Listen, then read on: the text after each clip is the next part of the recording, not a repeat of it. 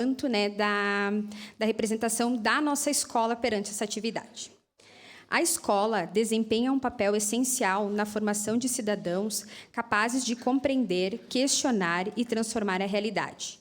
Ao incentivar a promoção da ciência entre os alunos, a escola contribui diretamente para o desenvolvimento humano e social, pois amplia a capacidade crítica, o pensamento lógico e a criatividade. A ciência, nesse contexto, não é apenas um conjunto de conteúdos, mas uma forma de olhar o mundo, investigar problemas e propor soluções para desafios contemporâneos.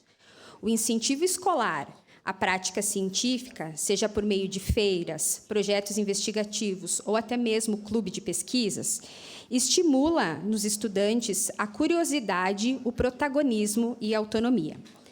Essas experiências favorecem não apenas a aprendizagem de conceitos, mas também o desenvolvimento de competências socioemocionais, como colaboração, responsabilidade e resiliência.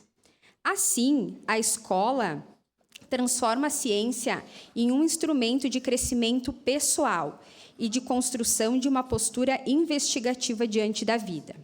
Além disso, ao promover a ciência, a escola também contribui para o desenvolvimento social.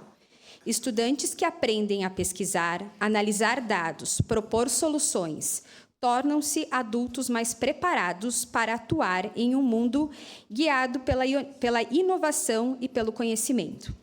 Isso fortalece a capacidade de uma comunidade de enfrentar problemas sociais, ambientais e tecnológicos, criando oportunidades de inclusão, sustentabilidade e progresso coletivo. Portanto, o incentivo dado pela escola à atividade científica é fundamental para formar indivíduos críticos e conscientes, capazes de utilizar o conhecimento como ferramenta de transformação. A ciência, quando valorizada desde cedo, torna-se um poderoso vetor de desenvolvimento social e humano, contribuindo para uma sociedade mais justa, informada e inovadora. Obrigada. Não vai precisar do banquinho? Não sei. Vou deixar o banquinho aqui, caso precise. Acho que não.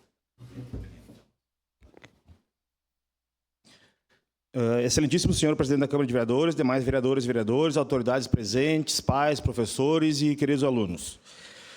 É com enorme honra e profunda gratidão que recebemos hoje essa homenagem concedida pela Câmara Municipal de Caxias do Sul aos estudantes do CETEC.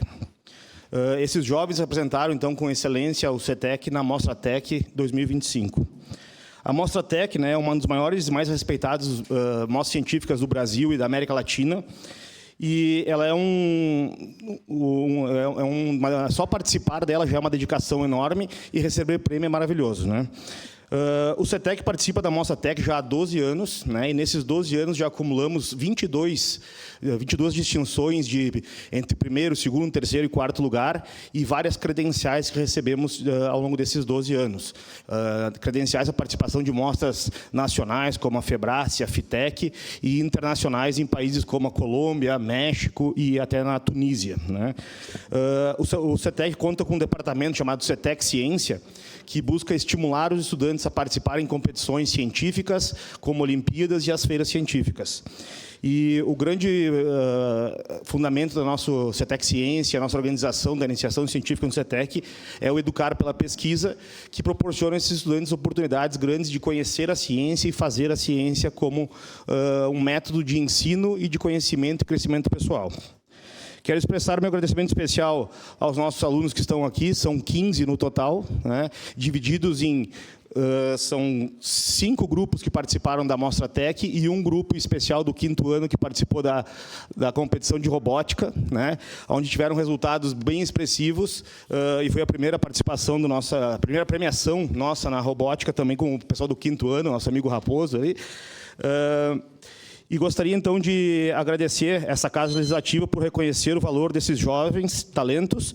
A homenagem de hoje simboliza mais do que um prêmio, é um incentivo, a confirmação de que a educação, a pesquisa e a ciência são caminhos sólidos para o desenvolvimento de Caxias e para a construção do futuro mais justo, mais humano e mais inteligente. Que essa homenagem dos senhores vereadores seja lembrada por eles como um marco, um lembrete de que vale a pena sonhar grande, e que continue ecoando como um convite permanente para que mais jovens busquem a ciência, a inovação e o compromisso com a sociedade. Em nome do CETEC, agradeço novamente à Câmara de Vereadores por esta honra e reconhecimento. Seguimos comprometidos com a excelência e com a missão de formar cidadãos capazes de transformar o nosso mundo melhor. Muito obrigado.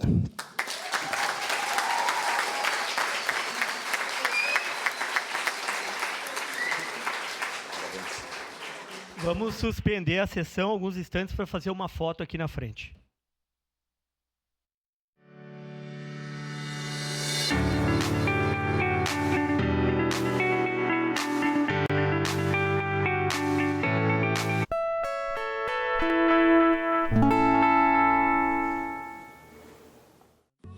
Você talvez já conhece a história da Maria da Penha, a mulher, mas sabe como foi feita a lei que leva o seu nome? Ela é considerada uma lei revolucionária, não só por ter criado mecanismos de combate à violência doméstica, mas também pela forma única como ela foi feita, uma iniciativa da sociedade e do movimento de mulheres. Em 2001, o Brasil foi condenado pela Comissão Interamericana de Direitos Humanos por omissão no caso da Maria da Penha, que tinha sofrido violência há quase 20 anos. E o país foi orientado a criar uma lei para lidar com o assunto. Na época, casos de violência doméstica eram julgados nos tribunais de pequenas causas, o que significava apenas alternativas para o agressor, como o pagamento de cestas básicas. Então, em 2002, organizações que trabalhavam com o direito da mulher tomaram a frente do processo para construir uma lei específica sobre a violência doméstica. Foram quase 2 anos de trabalho coletivo, em que organizações e juristas de todo o Brasil contribuíram para o projeto.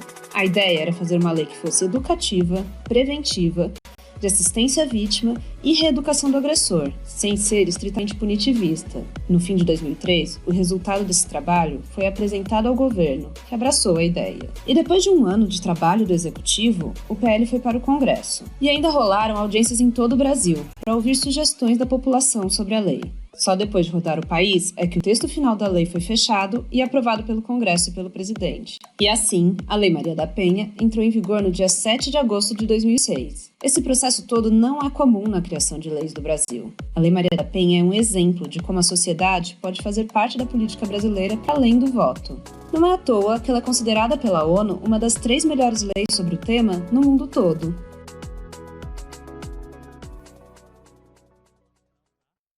Você sabe qual é a função da mesa diretora?